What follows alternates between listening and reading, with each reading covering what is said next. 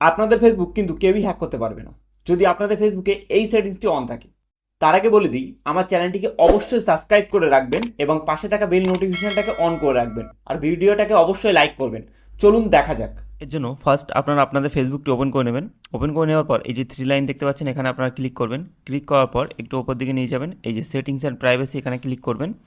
Click করার পর এই যে সেটিংসে ক্লিক করবেন। ক্লিক করার পর এই যে অ্যাকাউন্ট এখানে ক্লিক করবেন। ক্লিক করার পর একটু ওপর দিকে নিয়ে যাবেন, এই যে দেখুন পাসওয়ার্ড অ্যান্ড সিকিউরিটি এখানে আপনারা ক্লিক করবেন। ক্লিক করার পর এই যে পাসকিটা আপনাদের যে পাসকি একটা ক্রিয়েট করে নেবেন। ফিঙ্গারপ্রিন্ট দিয়ে, প্যাটার্ন, পিন, পাসওয়ার্ড যে কোনো দিয়ে আপনি ক্রিয়েট করে নিতে পারবেন।